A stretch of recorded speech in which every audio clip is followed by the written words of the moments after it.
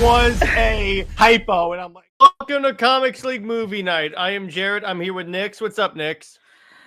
I'm praying to God for my immortal soul. That's all. That's the way most people react when you tell them we're discussing the Birds of Prey and the fantabulous, whatever, emancipation of one Harley Quinn. First off, can we talk about who thought that was a good title for a movie? I don't know, but I'd love to pick their brain someday. Oh, yeah, exactly.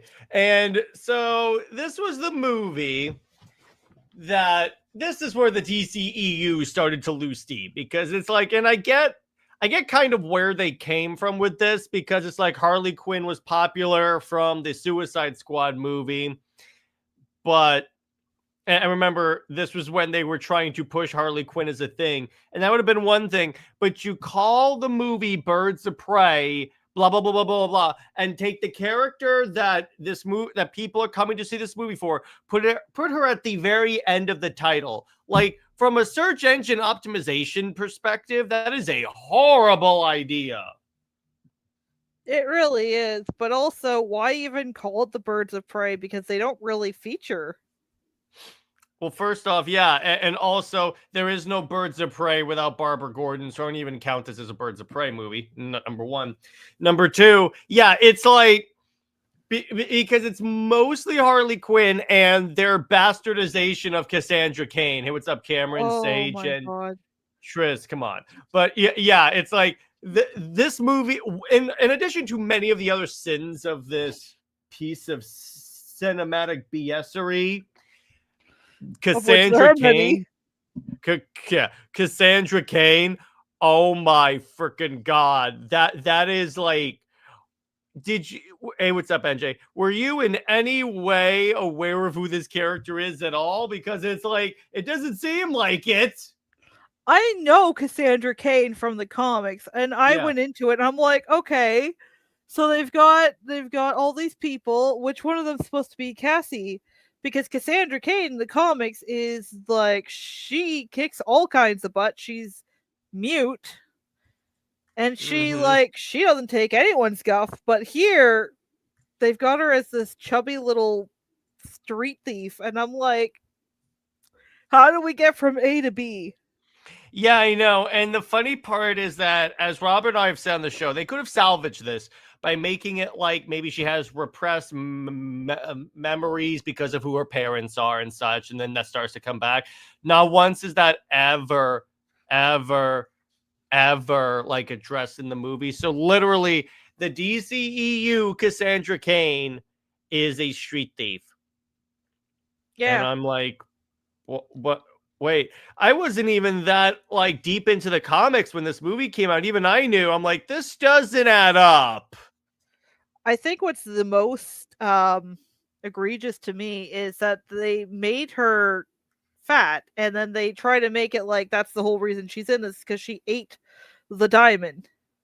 Like, kind of unknowingly, but like, it's okay for me. Like, I'm on the heftier side, but like, why would you take someone who in the comics was like the fittest, most dangerous member of the Bat Team, or at least one of the most dangerous, and then you turn her into this little chubby Asian kid who just kind of gets involved by accident, by pure happenstance? Yeah, exactly. And I'm like, oh, and apparently, according to the people involved in the movie, like Gail Simone, the reason why they wanted to make the Cassandra Cain closer to the comics, but they were denied. And I'm like, considering this was the WB that wanted to make a DC Trinity with Batgirl, Supergirl, and Wonder Woman, yeah, that's actually lining up pretty well. So it wasn't necessarily the filmmaker's fault, but I'm like, then don't include the damn character. Yeah, well, why would you include this version of a character who, might not have the biggest fan base, but is very beloved by fans? Oh, she's badass. Yeah, I haven't really read a whole lot of comics with her in it, but I like what I see. And I think she's got a really great, backstory. But, like, that's gotta be a kick in the teeth to the fans of her from the comics. They're not getting the character they came to see. Yeah, exactly. Now, the one character that I think was done pretty well considering was Huntress. Now, addendum to that. When has Huntress ever cared about having a catchphrase? Yeah, I mean, neither version of Huntress, like, Bertinelli or Wayne, has really ever been concerned with more trivial things. She's very much a, "I want revenge, and I want it now," Yeah, kind of exactly. person. Yeah, exactly. And I'm like, okay, that works really well. The other thing, you know what they could have done if they wanted a Birds of Prey movie, who they could have replaced Cassandra Cain with? Just put Selena Kyle on the damn team. Oh, yeah, but then we'd also have to deal with how they make her how they ruin her, and, Oh, yeah. I don't think, What? Catwoman fans need any more of that. No, well, let me put it this way. At this point, you had the Matt Reeves movie coming out at least, and that would turn out to be a pretty solid adaptation of Catwoman. But it's like, yeah, in this movie, do you really want that? So the other part where I was like, what did you do, was with Black Canary. Now, here's the thing. I'm a big fan of Dinah. I think she's one of the best female characters DC has. Now, the problem with the way this Dinah is done comes at the end. Because because up until like the end of this movie, she's pretty much Dinah, pretty much. Then, so she uses her powers once, Oh, egregious. and then that's it. And then she faints. Like, what? They severely underpowered my girl. Yeah, I know. And then it's like all of a sudden, like Renee Montoya, another character who is butchered in this, because I'm like, nothing against the actress, but she just doesn't give me Renee Montoya vibes No, she really at all. didn't. She's too small. Well, not only that, but they seem to want to put a really big chip on her shoulder, and like, I grew up with the animated version, which is like, prime Renee Montoya. That's where she came from, and I loved her energy there. She wanted to do the right thing. She was one of the good cops under Gordon's, command, and she had her moments of genuine humor in the show. And by the way, NJ, yeah, Huntress is from what I've seen in most versions, she is like Italian white. Yeah. So it's not. There are some colorists that like push it, but as far as I know, she is Italian white. And what's up, Lewis? Yeah. So this movie's about Harley Quinn so she breaks up with the Joker. Okay, that's fine. And tries to break out on her own, but apparently she can't. Then she meets Cassandra Cain. And so she's like, so essentially it's like she wants to get people to take her seriously. But the problem is, it's like, nothing she does ever makes me take her seriously. But in all likelihood, what this probably was, DC wanted their version of Deadpool. So they're like, okay, so what character do we have that's Deadpool-ish? Harley Quinn! Which doesn't really work because they've been trying to push her as a Deadpool kind of thing for a long time. But actually, I think my biggest sin with this movie, well, Harley-wise, my biggest sin with the movie, there are way more, but specifically to Harley, is that they're trying to push this female empowerment thing where she's like, oh yeah, I left the Joker, we broke up, it was a mutual thing, and then she blows up one of his factories. But when we last saw her in the Suicide Squad movie, their relationship was pretty dang good. Like, he goes out of his way to save her. Yeah, and then even in the extended cut, or even hopefully if we ever see it, the Ayer cut, he finds her again. So it's like, what? And then NJ says, is Harley truly the fourth pillar of DC? Not anymore. No. Supergirl is, thank God. Of all the characters they could have picked, Supergirl is a solid one, I would say. Oh, yeah. Movie so bad, I didn't even know it existed. Oh my gosh, that's so good. So many people forget this movie came out. And the funny part is, when I bring up this movie flopped, some people try and say, well, that was because of COVID. but this movie came out like a month before everything went to hell. So you God, can't use that forget. excuse. I wish I could forget this movie ever existed. Oh my God. Oh, trust me, we all do. Because again, this was one of the things that I'm really excited for because I'm a big fan of like practically all these characters except for Harley. And then it's like, what? Oh, the other thing this movie did pretty well, I would say, was Ewan as Black Mask. That was yeah. pretty solid. That was pretty good. Zsasz, I didn't like Zsasz. No. Nah. My problem with Black Mask is that you're supposed to take him seriously as a villain, but they don't do anything with him for you as the audience to take him seriously. At no point in the story, and this is something I've been I watched a video about it today, but I think villains work best is when you can see your protagonists as victims. Like they've been victimized by the villain in some way. Like Batman rogues. Exactly. Like you need to make it a little more personal than just, oh, he's going to do a whole bunch of bad stuff. And it's like, okay, cool, but how does this affect the protagonist? And why should we care? Because right now you're not giving us a reason to care. The performance behind Black Mask is fantastic, but they go out of their way to essentially emasculate him and make him seem more like he's just a big goof than an actual genuine threat. Yeah, exactly. And I don't like that. Hey, Doctor, what's up, man? And Jay says the sad thing is that she has an animated series with 5 seasons and freaking Wonder Woman has none. Yeah, I know. I'm like, if you want female empowerment, Wonder Woman is literally right there. And it's like with Harley Quinn, it's like the other funny thing, does Black Mask even wear his mask? He does at the very end, Caster, at the very, very, very end in the movie. And when we first see him, but yeah, pretty much at the very end of the movie. Although he has an obsession with masks, which I'm like, okay, I guess, but girl, same. yeah, I know. But it's like, and this movie is told kind of non-linearly in that each character has like their own story and stuff. But it's like, now to be clear, I liked, besides Renee and obviously Cassandra, everyone else in this movie I think was pretty well cast. Yeah, I mean, I have no problem. I think Margot Robbie is like absolute perfect peak Harley Quinn. She just she brings a lot of energy to the role, and I just wish they gave her more to do with it. Yeah, I know, but it's like they could have. And the thing is, it's like the other thing about this is that, as far as I know, none of the DCEU movies have been R-rated with like a bunch of curse words. So I'm like, as soon as it starts up and that happens, I'm like, it's a little bit of total whiplash. And I go, I mean, Harley Quinn, it makes sense kind of for that to happen in her movie. It's just, I wish it wasn't like out of nowhere, pretty much. It's my thing. But it's like, so the other, like, so basically the idea is that Black Mask wants a diamond. The kid, actually Dinah and Zsasz retrieved said diamond.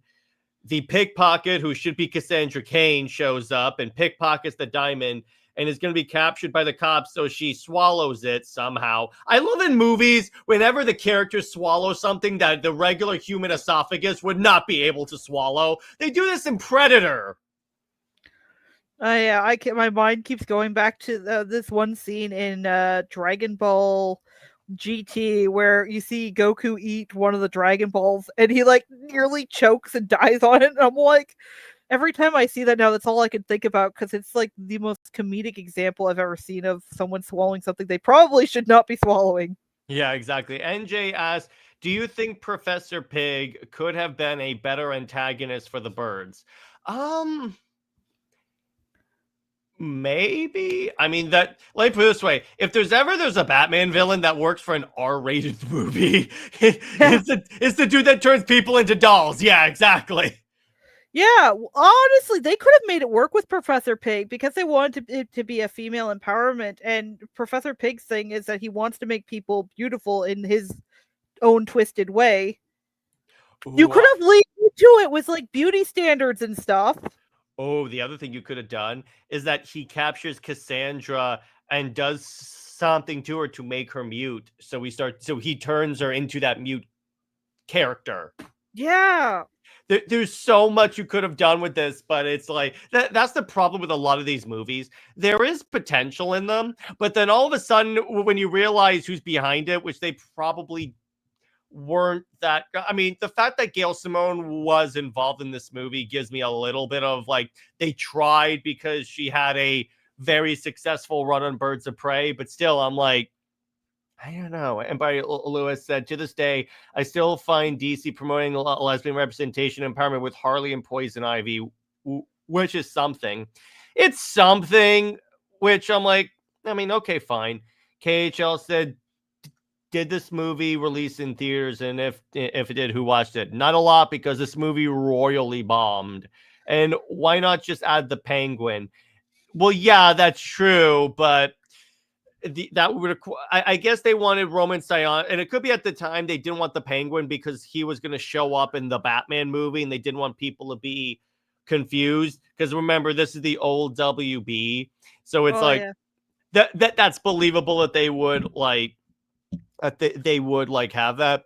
But it's like, so the idea is it's a race to find the diamond, and it's so the other like interesting part is like when Harley brings Cassandra back to her apartment, and we see like of course and we have the obviously CGI hyenas, one of which named Bruce, which I'm like, okay, at least they brought in Harley's hyenas. But it's like that's the thing about this movie, it's filled with interesting parts but later resort to being like very like superficial, and the way I kind of call it is nostalgia armor, because it's pretty much like the filmmakers know this movie's bad, so they put in a bunch of like Easter eggs, because us comic book fans are going to be like, oh look, they referenced this is the best movie ever. I don't think I've ever actually seen that work aside from on really sad, pathetic people. But honestly, I think the movie is kind of like a jigsaw puzzle in a weird way. You've got all the pieces. Well, you've got most of the right pieces. Most of them. But you added in by accident a whole other completely different puzzle, and now none of them all fit together. Well, yeah, exactly. And it's just like a mess.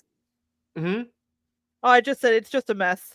Yeah. Oh, yeah, exactly. And it's and then Lewis, Lewis says movie bombed so hard or whatever. It brought up like, oh yeah, that movie. Yeah, exactly. And then Castor says the only good depiction of Harley Quinn in live action is the second Suicide Squad movie. The first one, her in the first one was pretty good. I felt, but here's the problem with that first Suicide Squad movie. After that, it was edited to make Joker and Harley look like they had a positive relationship. So the fact that you had people coming out of that movie going, Joker and Harley Quinn are couples goals. And I go, no, yeah. I remember that era. I remember it all too well. It kind of was funny because that was when I was regularly going to Hot Topic whenever I could. And so I'd see all of that merch like everywhere. My younger cousin, who was like 13 or 14 at the time, wanted a property of the Joker jacket. Oh my God. That her mother absolutely forbid her from wearing, because she's like, I don't want you proclaiming that you're an object owned by a guy when you're 13. Yeah, and particularly that guy. Yeah, particularly that guy. But I did end up getting the jacket myself for a Halloween costume, and I let her borrow it, which my aunt was pretty okay with. She's just like, just don't wear it out in public. Yeah, exactly. It's okay if Nix does, but just go with just as long as I was an adult at the time. It was okay completely for me because I was an adult and I knew what I was doing with my life. No, I didn't. I see. But yeah, and it's like, so then this movie has the obligatory like last like fight scene where it's all of them fighting Black Mask's henchmen, and this is about one of the only good parts of the movie. Because here's the thing, the action scenes in this movie are pretty good. The other problem, by the way, here's the other problem with Birds of Prey, and it's like, that's why I love the red flag scene in the second Suicide Squad movie. I see. Yeah, exactly. Here's the problem, Nix, is that the other problem with this movie, so when Harley goes into the GCPD office to break out Cassandra Cain, none of the cops have guns. You would think they would. It's Gotham! And why is the Legit. police station so empty? She walks in on like 3:30 on a Tuesday, and I'm like, there's no one there that could take out a pistol and go boom, boom. Okay, that's done. What? Yeah, I mean, it is Gotham, so they probably have a little more than just a pistol. Oh, yeah. And They're dealing with superpowered freaks on the regular. Yeah, exactly. It's like when you live in a universe where Killer Croc exists, yeah, it's like you should have a particular police division like Metropolis has the group designed to take out like superhumans. You should have that for Gotham. But it's like regardless, there's no one here that like can stop Harley. I'm just no one and here's the thing. When I watched this movie, I was looking to see how many of these people have their guns on their hips because I thought, okay, watch Hollywood, like say none of the cops had their pistols on their hips. All of them did, Nix. All of them did. Of course they did.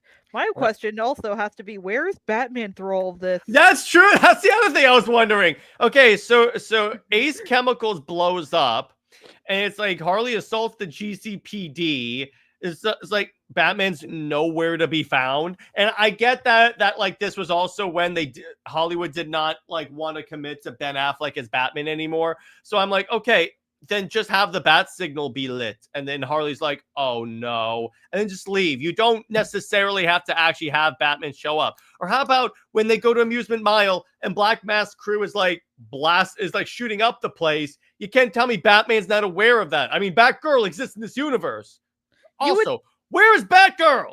Yeah, you would think that the fact that Black Mask has guys going out looking for this diamond, and then later for Cassandra, Bruce would be totally on that, like, oh, Black Mask's got this going on. I should investigate, see what's going on, try to stop him. Nothing. Yeah, exactly. And the motivation is to get the diamond.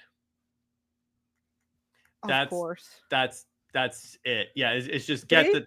It's no, he got his head blown off. That's the other thing. This is another movie where they take a cool Batman villain and kill him for no reason. Like you just blow him up, and I go, you could have used Black Mask. So what do you think the Joker was doing during all of this? Oh yeah, that's true. That's the other thing. It's like there are so many characters that should justifiably be involved in this, but no. You would think. Yeah, I'm like, yeah, what would he have been doing? Because he broke up with her, and it's like everyone knows she dated the Joker, which I'm like, okay, but let's see, what would he be doing? I have no idea. I really don't know. If this was the animated universe, we know for a fact that he can't function without Harley, so he'd be still in his underwear trying to figure out where his socks are. Yeah, exactly. And Louis says, okay, but why? What's with the diamond? Louis, it's a diamond. You're putting too much thought into this movie. I promise you, way more thought than these people put into the movie. I promise you that. Look, Louis, it's a diamond. It's big and it's sparkly and it's pretty and he needs it. He wants it. That's what it is. Because, which I'm like, okay. But again, it's like, that's the funny part about this. It's like when they have like they have a plot that should involve all these other characters, and I'm like, not once. What? And it would have been one thing also what they could have done is also have like Pamela Isley show up. You don't have to have her as Poison Ivy, but just have her show up to show, oh, okay, that's something we could explore in the future, because Margot said she wants to explore that relationship. They're obviously not going to be able to, but it's like, but I'm just like, see, that's the problem with this movie, because the Birds of Prey is a fantastic concept that you could do a lot with, but you don't do the Birds of Prey. And then it's like, you get the origin of Huntress, which is great. The Huntress part is the least offensive of this movie, because it's like it's pretty much her, except for her wanting to like constantly rehearsing in the mirror what her like intro is. And I go, you obviously have no. How involved was Gail Simone in this? Because I got news for you. Huntress, as far as I know, I could be wrong, but it's likely not true. Huntress is not that concerned with catchphrases again. That's like when Tom King keeps trying to give Wonder Woman the no thank you catchphrase, even though Wonder Woman is not the catchphrasey type of person. Yeah, no. I don't think I've ever seen a single adaptation of Huntress where she wasn't like mostly too completely serious about her mission, her vengeance quest. Yeah, because that's what it is. Huntress is basically on a revenge quest. By the way, Huntress, that's where you could have brought in Batman, because it could be like she has a falling out with Batman, and that's why she shows up. All right, NJ says, wish we could have gotten DCEU Catwoman in this movie. She was hinted on BVS. Well, the interesting, funny part is that if you listen to Zach talk about Huntress, she was going to have been married to Batman, and apparently when he got dark after Joker killed Robin, Batman became super dark and stuff, and it basically drove her away. And maybe the Batman movie with Affleck could have been him trying to win back Catwoman. That's a plot. That is a plot. Actually, now that we're on the subject again, where was Catwoman during all this? Because again, diamond, it's right up her alley. Yeah, I know. It's like even if she wasn't aware that as soon as she heard, because she has connections in the criminal underworld, she would find out. She would go, "Ooh, diamond! Ooh, shiny, mine." Yeah, exactly. That's Selena. If she finds out there's a diamond, she goes, "But I want it." That's it. That's what it is. But it's like, no. That's the problem with this movie. Who would you have casted as Catwoman? I think Carla Gugino was going to be the one that Zach wanted to cast as Catwoman, which honestly, I could see her cast as Catwoman. Well, what about you? Honestly, I don't really think I'd have her have a perfect casting for Catwoman. I think like whoever they get would just be good. Yeah, I know. As long as Catwoman shows up in the movie, I'm like, okay, fine. But that's the thing. It's like, again, it's like either you have Catwoman in this, in which case it would mainly be a Gotham City Sirens movie, or you bring in Barbara Gordon, because I'm like, it's in my mind, Barbara is like not having Barbara is like not having Batman as a member of the Justice League. It just doesn't work. There's something missing. Yeah, and that's the whole thing that's missing. You can't tell, because here's the thing. It'd be one thing if like Harley or Dinah goes to Barbara, because she would be Oracle at this point, and says, "Hey, can you find this girl, Cassandra Cain? She swallowed a diamond and Black Mask is going after her." See? Yeah. That's the way you do it. But so the fight scene happens, and then we have like Black Canary doing her canary cry. And here's the other problem with this. It comes at the end of the movie. There's literally like 18 different scenarios where this could have been useful. You would think. Yeah, exactly. I'm like, wait. I'm surprised no one called her out on that. It was like, okay, wait a minute. So you're telling me that doesn't show up? Lewis says, hey, at least Batfleck was married to Catwoman and potentially coming back together, unlike a certain character in certain comics. Yeah, unlike, the pain.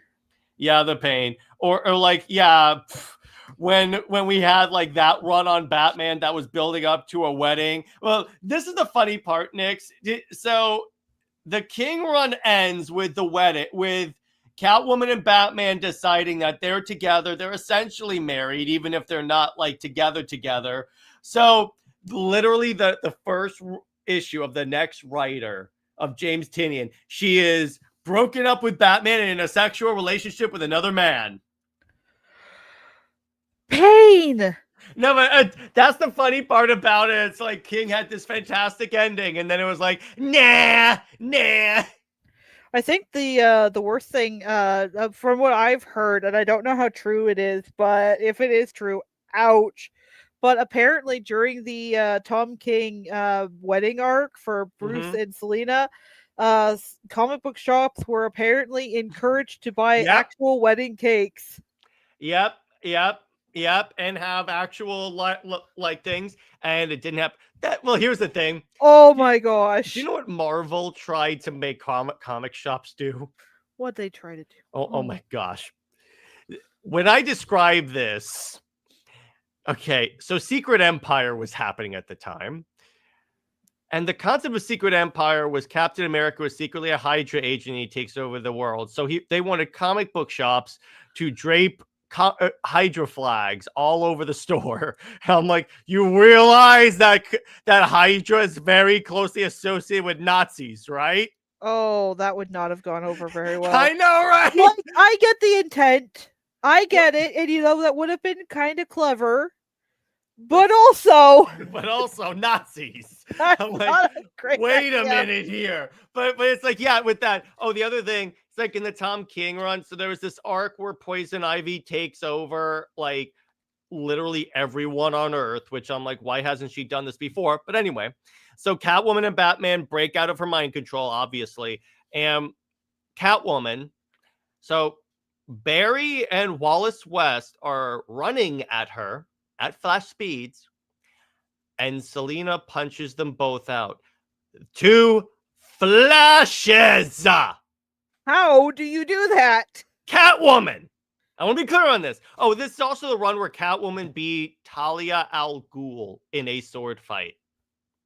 I mean, that's a win for me because, like, but Catwoman realistically, which will be the better sword fighter? Yeah, no, Talia definitely is kicking Selina's butt here, but like, honestly, for all of the Talia's done to Bruce and then to Damian and a lot of Bruce's allies in like kind of like a whole big actually NG's right. 3 flashes. 3. Mm-hmm. How does Catwoman do this?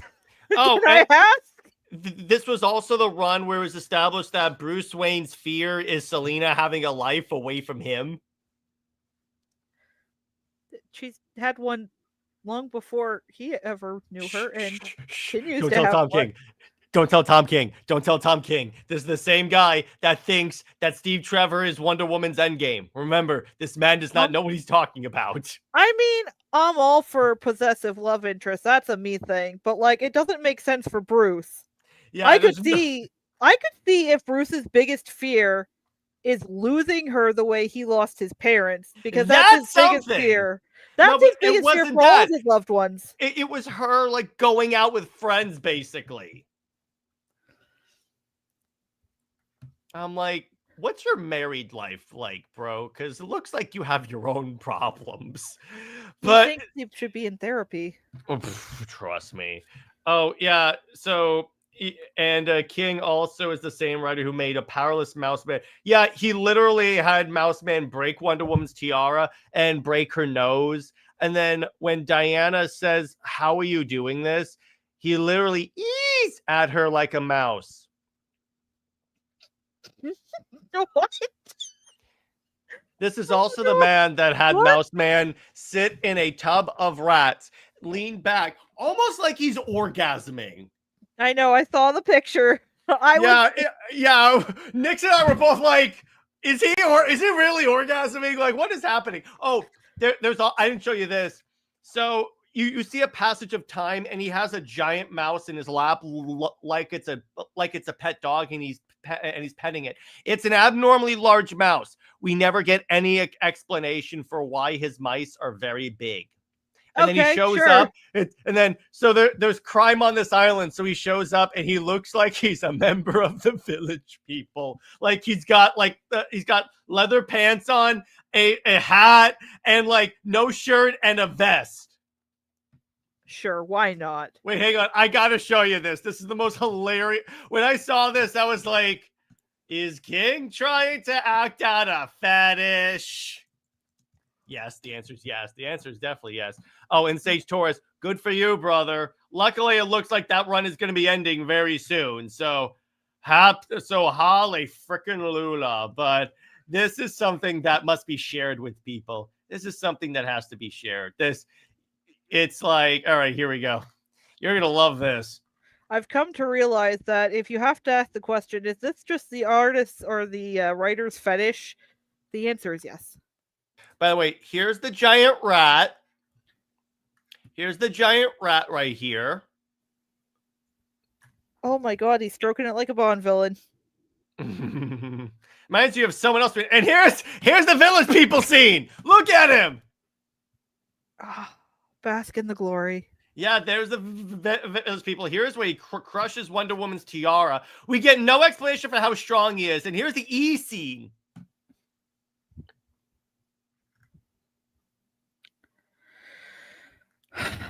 There are no words. And just to scare Nyx. Oh, God. I know. It's like somehow he has managed to surpass Wonder Woman supposedly eating rats. Somehow he has made something worse than that. But also, can we all agree that this is the worst Zsasz of all time, right? Oh yeah, you mean Birds of Prey? Yeah, I would say so. It's like because this isn't really Zsasz, too. That's the problem with this. I'm like, okay, you wanted to include Zsasz, and that's something, but okay. Well, you've got a guy, a serial killer, who carves notches into his skin to represent his victims. How do you manage to screw that up? Yeah, I know. That should be a biggest layup for like a villain. About what drugs and mushrooms is Tom King on? I don't know. Probably all of them. He probably just mainlines all of them. The best answer is just yes. Just yes, exactly. But like, yeah. So for this movie, and it's like, so then Harley catches up to Black Mask's car on roller skates. I mean, you could say because Black Canary's canary cry gives her like a speed boost. But even on that, I'm like, I'm sorry. I just hate the idea of Black Canary getting knocked out because she uses her power once. I mean, she could probably use it to go faster if she was turning around and using it like a jet. Screams. My favorite scene for Black Canary is in Justice League Crisis on Two Earths, where she leans in close and goes, "You want to hear a secret?" And then she screams in the dude's ear, and I go, "Yes." That is really satisfying. That is so good. You want to hear a secret? I'm like, yes, that's so good. But she Sindel screams him into submission. Yes, exactly. And that's why Black Canary is such a great character. That's why, again, I'm like, also Black Canary. I know this is a superficial thing, but Black Canary never wears her fishnets in this movie. Oh God, that's an egregious sin. I'm like, that's like Zatanna not wearing her fishnets, because I know it's superficial, but that's kind of her look. It is. Well, honestly, Zatanna didn't wear them in the animated Batman when she showed up that one time, but that was purely because it was really hard for the animators to animate them. Yeah, that's understandable. That's very understandable. Yeah, that's just kind of a restriction on the animator's part. Nothing you can really do about that. But it's like every animated version of her has had that. And it's like, You know what I think it is, Nyx? I think that this is also, this whole movie is this, but this particular thing is because they want to escape from the quote unquote male gaze. Ugh, and I hate that argument. And I'm like, guys, like you had people blasting the Wonder Woman movie because they felt it was objectifying Diana with her costume. And I go, hey, a-holes, that's their armor. I love this, by the way, Nyx. I don't know if you hear about this, but in the Justice League days, some people were like calling Zack Snyder a misogynist for like the armor that like he had the Amazons in. And then literally all the stunt actors were like, oh, no, we love it because we can actually move around. Well, yeah, I mean, I don't think people understand, or at least Hollywood and the kinds of liberals who have their heads so far up their own butts.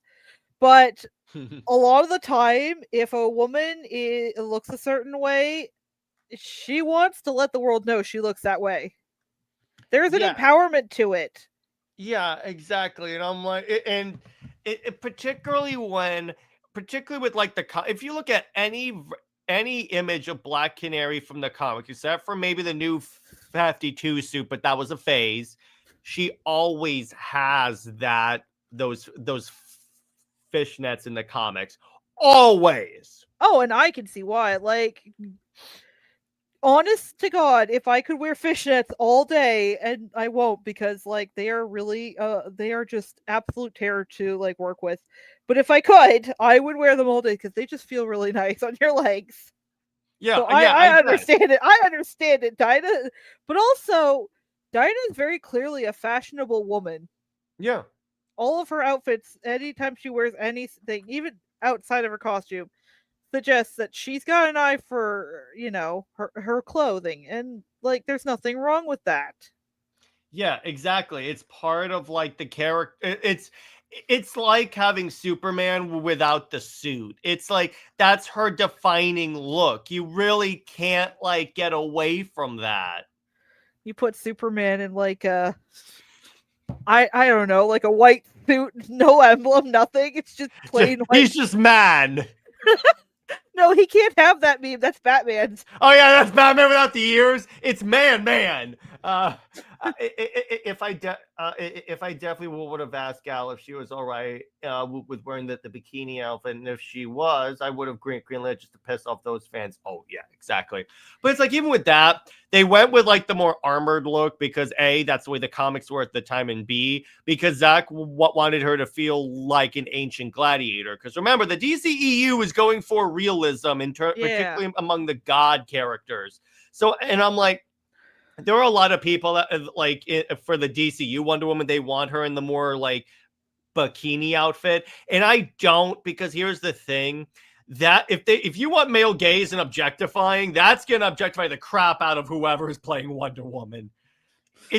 There are some things that just don't translate well. No, but honestly, I think they should have, whoever they went with for the original Wonder Woman movie, I think they should have brought her for the Birds of Prey movie, because she got Diana down to a T. She brought in not just that Diana's very strong, physically and emotionally, but also she brought a very certain compassion and almost innocence to Diana that she's supposed to have when she first enters man's world, because she's experiencing what is for her a whole brand new world with new and exciting things that she's never seen before in her life. Oh, a baby! I love that scene. I love. Oh, I do too. And a lot of people get so upset about it, and I'm like, she doesn't need to be this big alpha male kind of woman who's constantly angry at everything. Diana is not a one-note character, and she doesn't have to be. Yeah, exactly. But it's like anyone that tries to say she's a one-note character obviously does not understand the character. It's that simple. You just have to. It's called reading the comics. Well, it's also called nuanced. She's a nuanced character. Exactly. She's never seen a baby before, and the human instinct is, oh my gosh, tiny human, adorable. Yeah, exactly.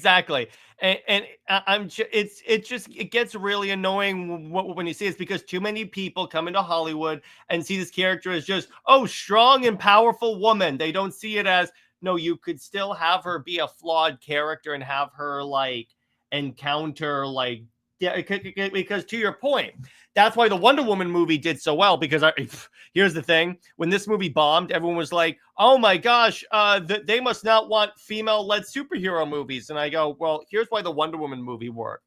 Not once were Steve and the team treated like idiots. Diana also needed them. It wasn't like she had the answer to literally everything. No, exactly. Well, I think part of why I love the baby scene so much is because Steve steps in and kind of, oh my god, Diana, why are you stealing someone's baby? And she goes, it's not made of clay. It's not made of clay. Yeah, it's like, it's really cute because of course she doesn't really understand the nuances of this new world that she's in. She doesn't realize that, hey, maybe taking the baby out of a carriage could be a bad idea. She's just like, oh, cute thing, I want to hold. Well, remember also, she never had encountered a baby before because she was the baby of the island. Yeah, so exactly. It's like, of course she doesn't know this, but of course no one in Hollywood understands this. That's the really stupid part. But it's like the with ice cream this thing too. Oh my gosh, the ice cream scene where she's like, "This is wonderful." I love it because they inject so much femininity into her, and a lot of writers tend to make her a little too, I guess the word is butch, too masculine. Too warrior. Thank you, New 52, because that ice cream scene is straight from Justice League, where she has the ice cream and she goes, this is the greatest thing ever. She points her sword at the guy. You should be very proud of this achievement. The dude's like, thanks. It's so cute though. She's like a little she's basically a little kid. Yeah, I love this. But there's also the scene where she gets bored because she's supposed to meet the president, but she gets bored, so she just walks out. And Steve's like, "Why didn't you try and stop her?" The guard points to the woman-sized hole in the wall and goes, "You're kidding, right?" Legit. There was also the greatest scene. It's my favorite new 52 Wonder Woman scene. She's fighting Green Lantern. And then she goes, "This gives me no pleasure, but I'm sure you've heard that before." Sassy Diana is best Diana. I love Sassy. I love when you can put an attitude into Diana, because she is the character that you could totally do that with and make it sound like authentic. It came straight from Golden Age Diana. Diana, when she was conceived, was she was a sassy girl. Yeah, exactly. And that's why I adore going back and reading the Golden Age Wonder Woman comics, because she doesn't take guff from anyone. She's just like, she tells it how it is. She gives guff. That's she's the one giving guff. Like when the first time she ever met Cheetah, oh my gosh, pure perfection. Yeah, exactly. Or there was this great scene where after Superman meets the gods for the first time, Apollo blasts him with sunlight, and Superman goes, "You don't know that much about me, do you?" And then throws him through a mountain. Then he turns to Diana and goes, "Before you say anything, I know you could have handled him." And then Diana says, "Yeah, that's true, but I enjoyed watching it." I'm like, yes. But it's like, see, that's how you do a good female character. But the problem is, when you have too many of these, I'm going to use the word uber feminists coming in to writing these characters, that's where it all falls apart. I mean, here's the thing. It's not like it's impossible. Gail Simone wrote these things, wrote this team particularly, and has one of the most beloved runs of Birds of Prey ever. So it's like, it can't be that hard. I'd also like to add, though, she's the one who came up with the whole fridging women thing, which I really do not agree with, because women, her whole thing with, women are disproportionately shoved to the side and attacked for the men's, like, whatever, to get the men into action and blah, blah, blah. And I'm like, you have male characters do that for female characters, too. It's not a matter of gender. It's a matter of, Hero's loved one is in danger or dead now. Hero's gonna go do something about that. Yeah, that's kind of the way it works. If Storytelling 101. If they complain about the female characters being killed only to come back later, and I'm like, that's what they do with the male characters literally all the time. If anything, it's more equality. Yeah. I'm just saying. And I kind of, that's why when anyone's like, "Oh, well, Gail Simone's a really great writer too," I'm like, yeah, but she came up with this. And once you come up with this talking point that feminists have been using for like ever, because they're like, "Oh yeah, but comics don't treat women very well." All I can say is, you started something you shouldn't have. Yeah, and by the way, so Louise, so here's the explanation behind that. So for Kyle Rayner, he was Green Lantern at the time, and a villain named Major Force literally killed his girlfriend. I think he broke every bone in her body and shoved her in a refrigerator. So then left a note and said, "Oh, check the refrigerator." Yeah, exactly. So that's where the term fridging comes, because that was done to like motivate Kyle for the story. So Gail Simone, who ran a blog at the time, wrote an article about that, and it's like that's where it went viral, and then you get the term fridging. I believe that article is how she got a job at DC anyway. Pretty sure it is, yeah, but I call it bogus right from the get-go. It really is. Because it is. Yeah, because it's like, okay, wait a minute. That's literally to your point, you have it on the other side as well. So what's the difference here? Should we be complaining about being fridged? Apparently, the biggest problem with it is that it happens to female characters more often than male characters, which I can't really say for certain, because that would require me to go out and read or like watch every piece of media in existence, which ain't nobody got the time for that.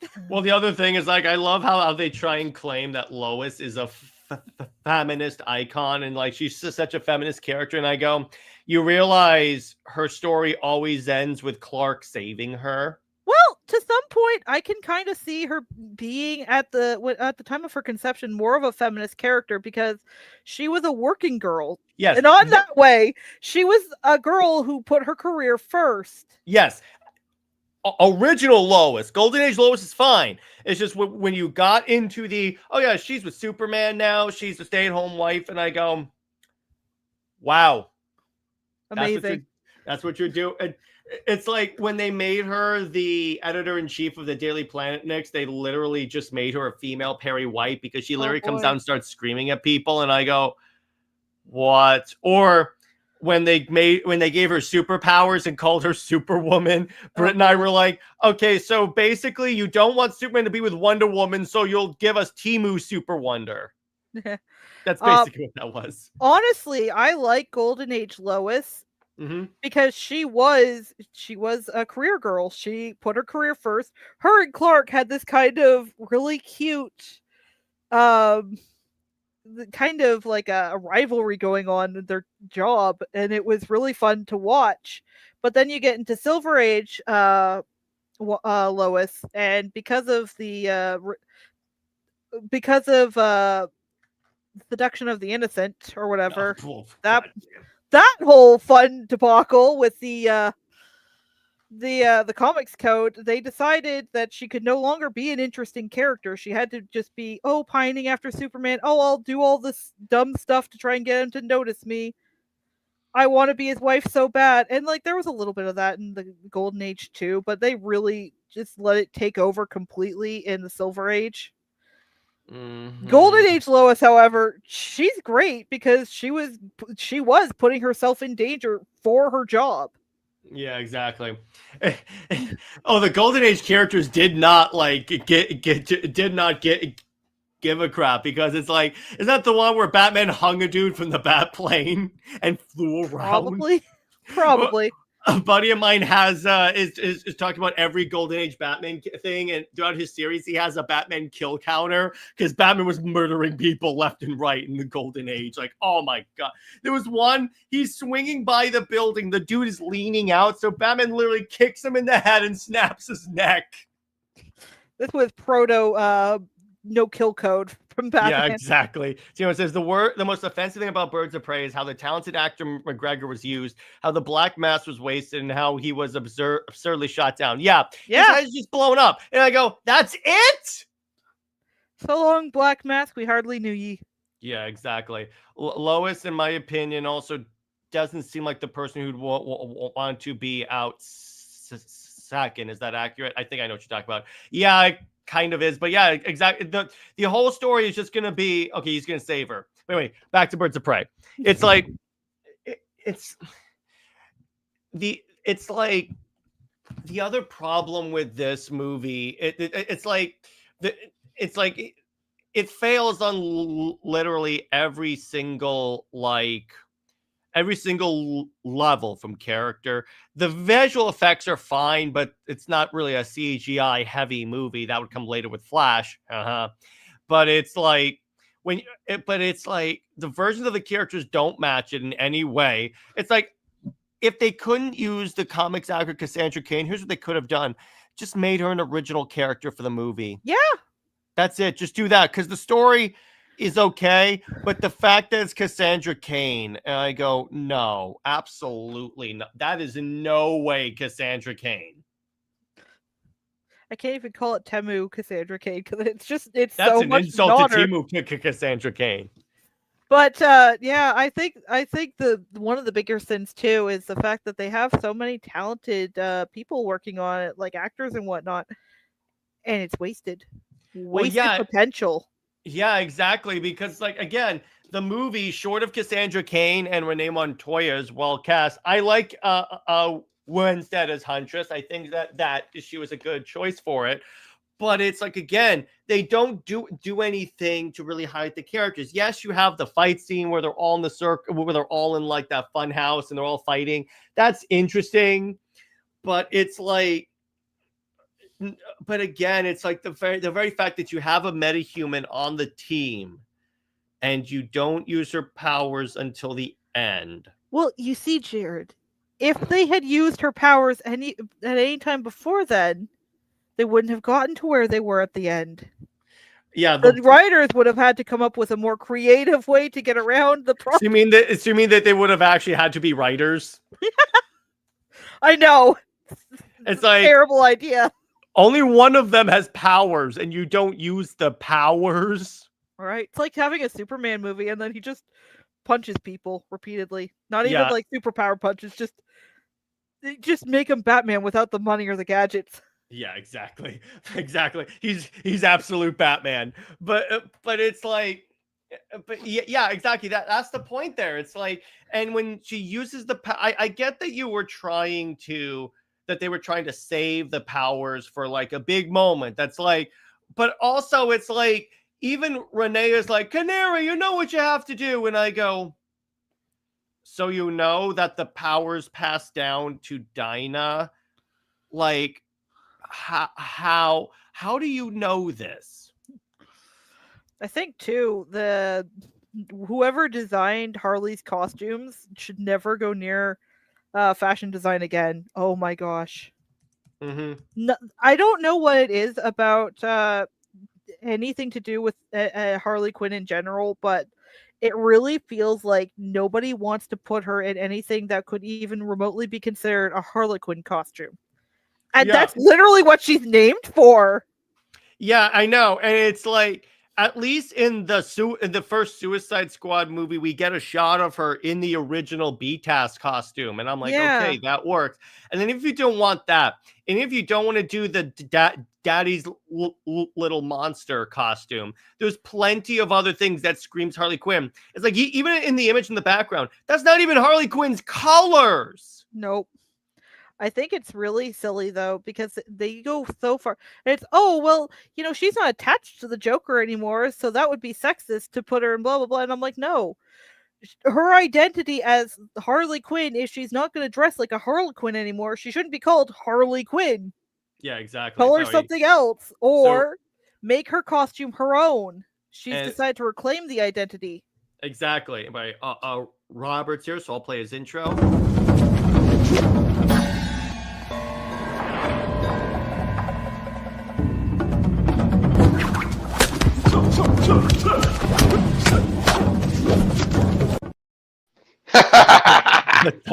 What's up, bro? I am so sorry. I dozed off earlier. It's all good, dude. But yeah, so your thoughts on on this thing?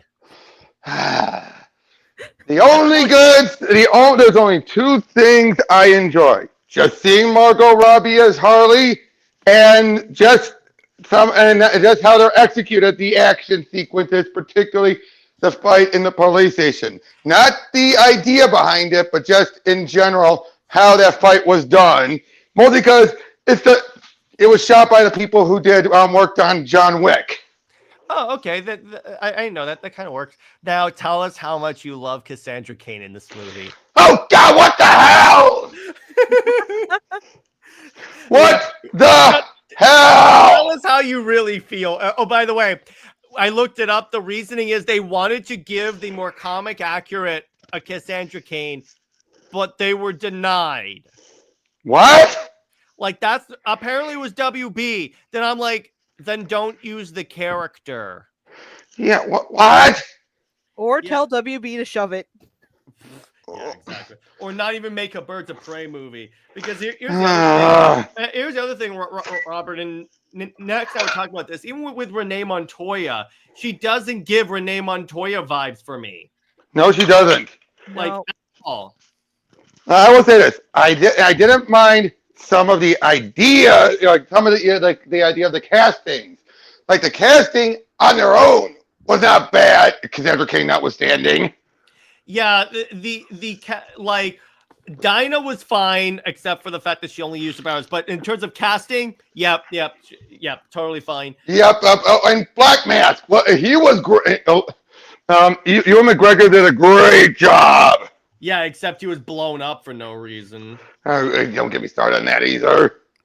That's the other problem with this, Robert. It's like another movie where they just kill off the villain for no reason. Too many movies do that. Yeah, and I'm like, you would think that you would learn that lesson from Marvel, but even beyond that, or how about it's like so, or how about Zsasz, which I didn't get Zsasz from this portrayal. The only way I could say is if you would look at it more like when Paul Dini tried to recreate him. Yeah, but Robert, you're giving these people more credit than they deserve. Paul Dini's an actual good writer. Oh, I agree. No, I agree. And that attempt at recreating him was actually a good one, but it didn't work here. Yeah, well, remember, Paul Dini is responsible for all the good Arkham games. Oh, true. Paul Dini was the whole reason we got such a good Harley Quinn in the original show animated series. Yeah, exactly. And it's like I saw what Bruce Timm tried to do with her in that Cape Crusader thing. Oh. Wow. Or how about the Batman and Harley Quinn movie where she sleeps with Nightwing? Oh god. Yeah, it's like, you know, it's kind of funny. You notice how all of the good things that Bruce Timm has done, Paul Dini has been involved, and whenever you separate the two. Now, to be fair, well, I want to say though, Dini is not always 100% perfect during his time working on the Marvel cartoons. No, but in terms of DC, let me put it this way: DC, when DC, it's like, yeah, exactly. I'm like, okay, and that's because this isn't Zad. It's just Sionis's F-boy. Oh, that's good. I love that. Yeah, that's kind of what he was. Especially with what the original thing of the plot was. Yeah, exactly. But it's just the other problem with this. It's like again. So Robert, how do you feel about Dinah being included? She's the only meta-human on the team right now in this iteration of the team, and they only use her powers once. And then after she uses her powers, she faints. Clearly, there's a Dinah who has never used her powers for action that often.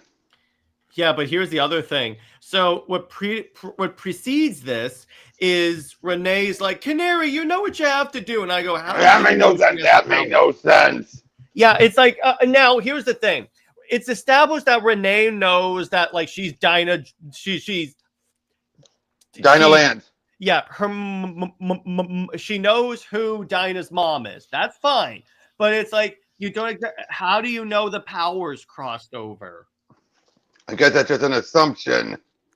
And you know what happens when you assume? Yep. You make an ass of you and me.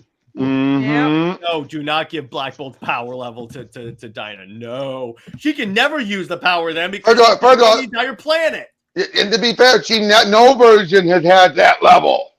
No, it's like... It's mostly like, again, it's like essentially if you scream into a megaphone at someone's ears, that's it. Yeah. It's like, I keep on looking at what the death battle between her and Sindel showed. She is pretty powerful on its own already. Yeah, exactly. But it's like again, it's like.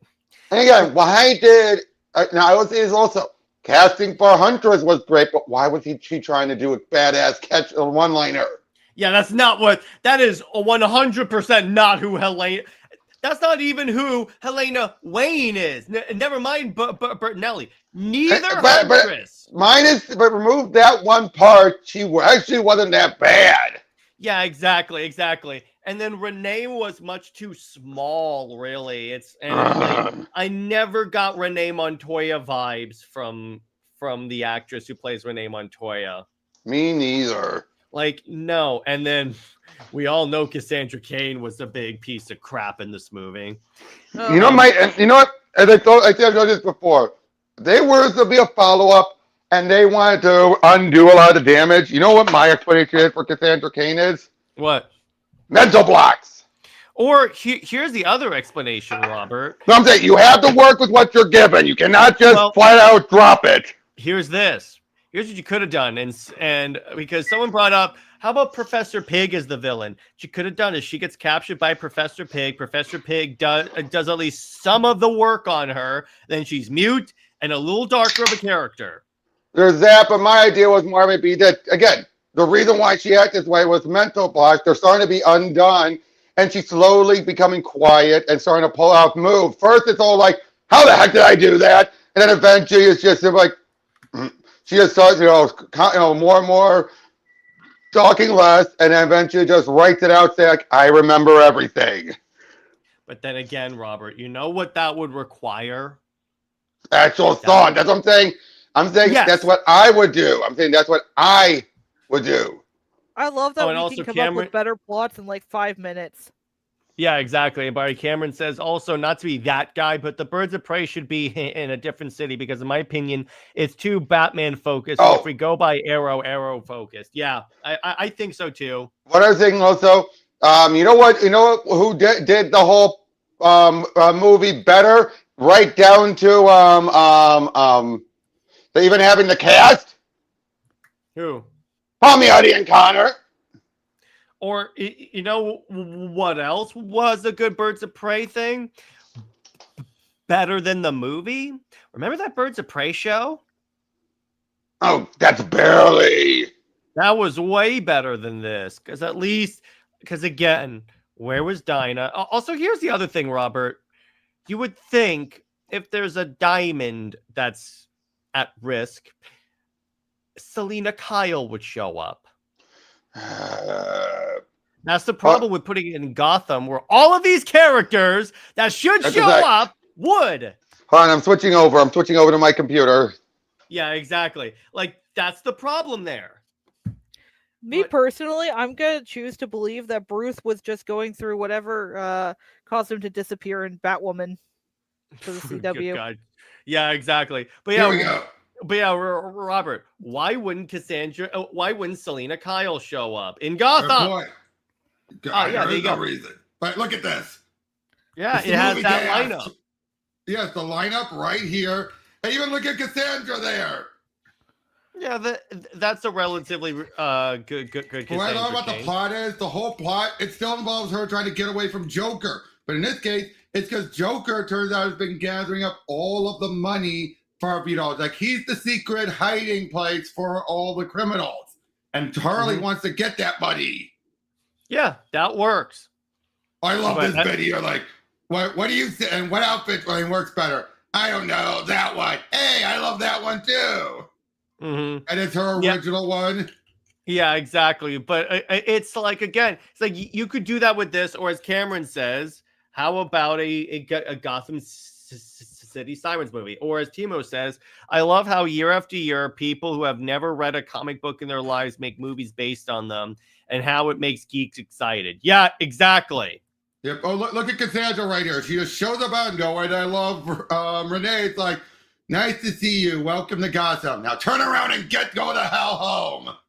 Yeah, exactly. Yeah, you see again that it's not like it's hard to make this type of concept work. It's really not.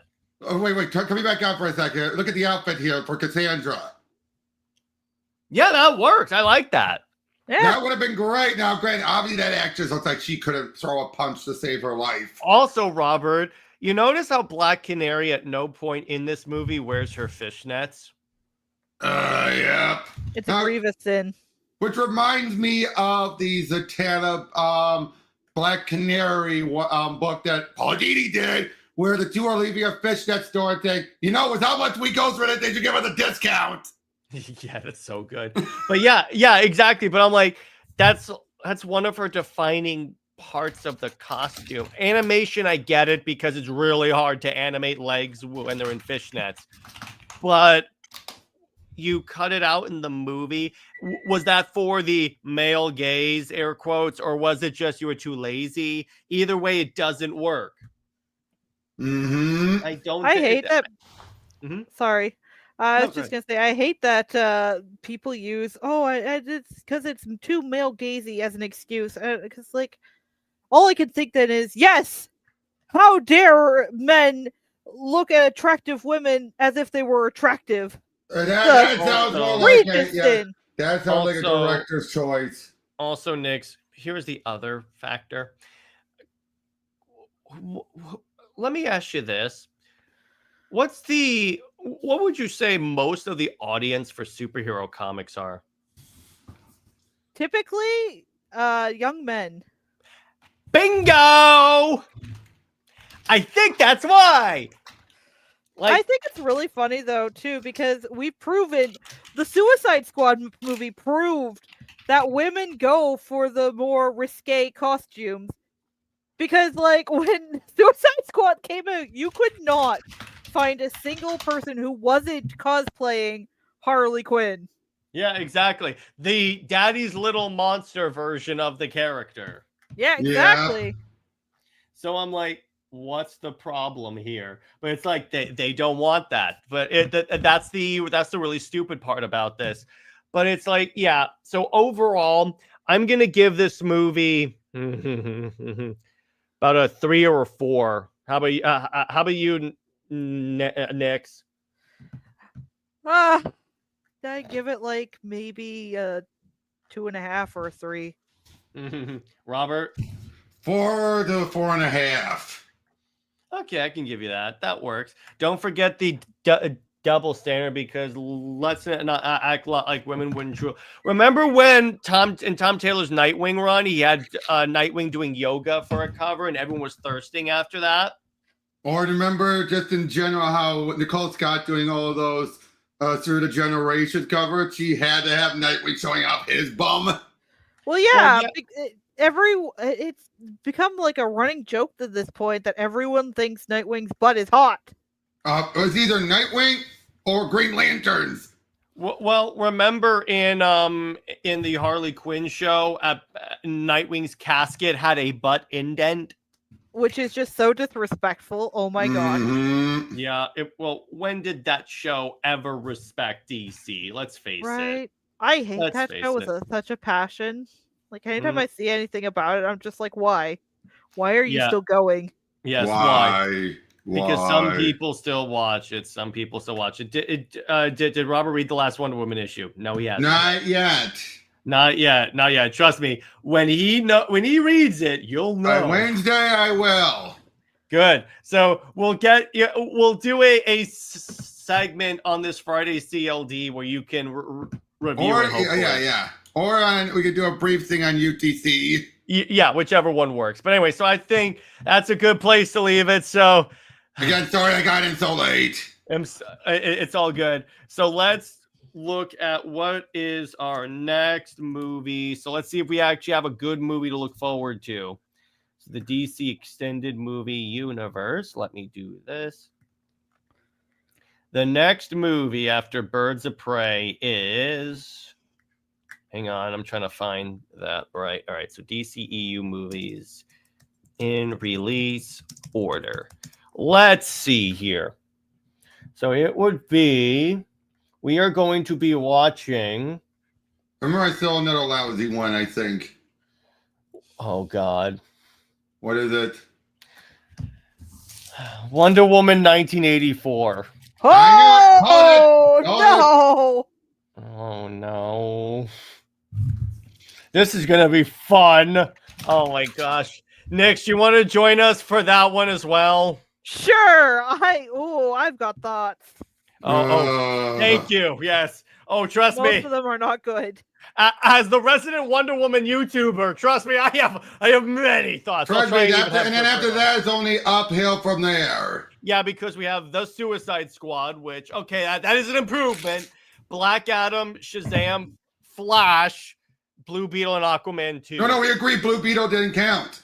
Oh, yeah, Blue Beetle does not count. So because that's more of a DCU movie currently. Yeah, so it's the Suicide Squad, Black Adam, Shazam, Flash, and Aquaman. Yeah, so compared to what we just went through, it's very uphill. I mean, you know what?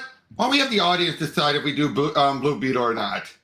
Okay, you know what? I'm gonna do I'll do a chart. Hang on, I'll do a chart or a poll or whatever. Yeah, exactly.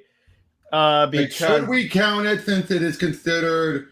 Since it came out in that time period. And it's considered folded into the DCU. Okay, so start a poll. Should we cover Blue Beetle? Yes or no? There you go. You guys can decide, and we will abide by the decision. Mm-hmm.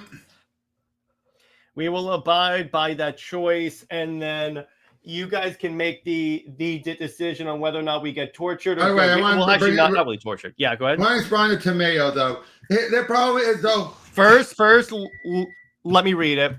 Yep. You've seen like how fans bring superheroes and like using AI and make them look exactly like the original, and people just want that kind of hero in the movies. Here's the one problem with that. Yes, people want to see it look identical to it, but sometimes one try and find an actor who can portray it. There's a multitude of factors why and everything. Also, some things do look, even that AI shows, they look too corny even for live action. Yeah. Oh yeah. It's like you can tell when something is AI. Like it looks. Well, not just that, but uncanny. they're showing, even if it close looks realistic, you're like, yeah, I don't want to see that live action. And by the way, so far it looks like we'll be covering Blue Beetle. All right. Boy. Which all right, it's not exactly one of the worst movies. It's not the best, but it's not the worst at all. But it's like it's one of those movies that I'm like, Okay, and MJ, I don't need that set up for the book. oh, it's never set up. No, you know what I'm saying? No, you know what I mean? They said that twice. It's like I want to read it on my own. Yeah. I only know about the one scene. Yeah. Trust me. Do not. No spoilers in the chat, please. Because trust me, Friday we'll get Friday at the latest. We'll get Robert's thoughts on the Wonder Woman book. I promise. Yeah. So please, no spoilers. Because trust me, if Robert reacts the way I think he's going to react, it's going to be very comedic in the best way possible, brother. I mean that. Again, don't overhype things. Yeah, I know. Yep. Okay. I'm just gonna end it here because it's 100% yes with 4 votes. Yeah, we're covering. So Blue Beetle is part of the DCEU. All right, that works. But anyway, the next movie. We just have one more hurdle, ladies and gents. One more hurdle. All right. And granted, Flash will be another hurdle. Flash is not as bad as these 2 movies. I'm gonna make that determination. I'll argue that. But anyway, so Robert, where can we find you and what we got coming on your channel? Link down below. I'm hopefully going to get to some gaming tomorrow, not today. Hopefully, though, I just recorded my Halloween PTN where I cover Sergeant Rock and versus the Army of the Dead. Awesome. Nix, how about you? You can find me at Twitter under Batty Girl Nix. I'm currently working on a little RPG game that redundant with RPG Maker called Knight's Oath, about a depressed former knight who gets back into action one last time and discovers the wonder that is having loved ones in your life and a purpose. Heck yeah. I can't wait to check that out. And as for me, obviously, tomorrow is Amazon Answers. I'm going to be discussing how I'd reinvent Wonder Woman. On Monday, Britt and I will be releasing a Super Wonder Legacy episode where we talk about a year of Absolute Superman and how Absolute Superman and Wonder Woman would meet. And then in terms of Wonder Woman Wednesday, actually the other content I don't necessarily have planned out yet. But anyway, check out the documentary about the origins of Comics League. Stay heroic, everyone. And remember, Steve Trevor, Steve Never. I'm saying it here. Real quick, Robert, will there be anything from you and Captain? Wait, Brittany, if you're interested in the history of this character, and especially the 2015 Marvel Revolutionary War, Captain Britain. Captain Britain. Okay, there you go. But anyway, I think so. The only thing I would cover from that is the Alan Moore stuff. Yeah, okay. But anyway, because here's the thing. DC is more my main knowledge thing. Marvel is the one where I'm hit and miss on. Yeah, exactly. Anyway, see you guys later. Bye-bye.